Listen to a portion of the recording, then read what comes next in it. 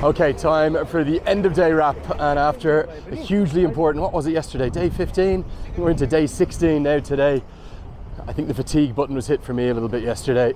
I was exhausted. I got back to my hotel room and collapsed pretty much immediately. But 2 massive games of cricket yesterday, and of course it was fantastic to have the arrival of Akash Chopra into the tournament to add a little bit of extra flavour, a little bit of extra life, and rejuvenate all of us alongside Carlos Brathwaite. We've got a really amazing commentary team here now.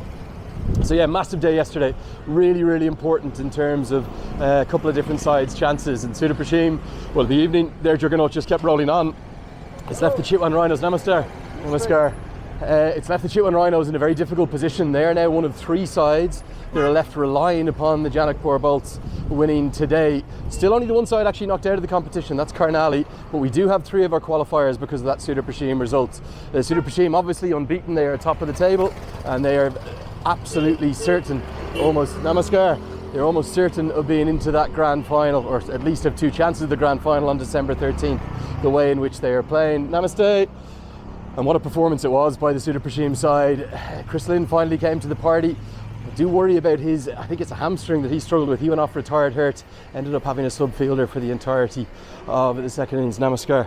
So we ended up with a position whereby Dipender Singh Ari was at it again.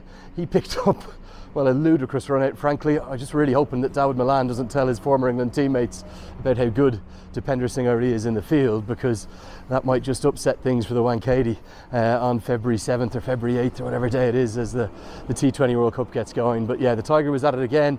Did hear a rumour that he dropped a catch yesterday, but I wasn't on air for that, and I was up doing a few appearances with a couple of people, so I didn't actually see that, but he took a very good catch as well. And there's no doubt that the Sudha Prashim side are without doubt the standout performers in the competition thus far. Lynn's runs and then that combination of bowlers that they have. I was really impressed with young Hikmat as well, who came through the talent hunt, 22 years of age, from Sudha Prashim. Namaste, Sanche Nuncha, Tiksa, Namaste. Look at these guys. What are you doing? Dancing? Wedding, okay, wedding. Always celebrations, Namaste, here in Kathmandu. I'm actually walking to my call time for the latest games of cricket today. So yeah, look, certainly the Sudha Prashim are looking very good in the morning game. I thought Kathmandu were exceptional. Monty Desai, the way in which he's turned his season around after those back-to-back defeats earlier in the season. It's almost certain that the first v second is going to be Sudha Prashim versus Kathmandu, although there's no doubt that the Bratnagar Kings, Sandeep Lamachani's side, are going to want to have their say about that. To do that though, they're going to have to not just win, but win by a margin as well, because they'll need to catch up the Gorkhas net run rate, which got a big boost yesterday. I thought at the halfway stage they might not have had enough runs. It felt like a game in which, well, the Avengers, given their top 3 and the strength of that top 3, with Kushal Patel, Adam Rossington and Jason Roy having come into the side, I just felt as though the Avengers were going to chase that down on what was a fresh pitch, and I thought it played pretty well. But the innings of the day belonged to Bhim Sharki, no doubt about that. Yes, great credit to Ben Charlesworth. I thought he was brilliant up at the top, the way in which he anchored it, but for some is an ODI player and not really had many opportunities.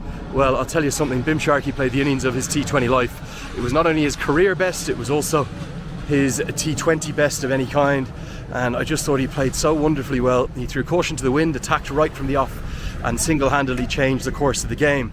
Did quite fancy the Avengers to chase it down, but a certain Shahab Alam came to the party in a big way, and Shahab Alam picked up the career best figures, the first hat-trick of the season as well, 6 for 25 he ended up with, and maybe rubber stamping his place on the plane to there in Mumbai for that T20 World Cup, particularly with Vala Rajbanshi just struggling a little bit for wickets at the moment. They'll probably want the 2 left-arm spin options down there.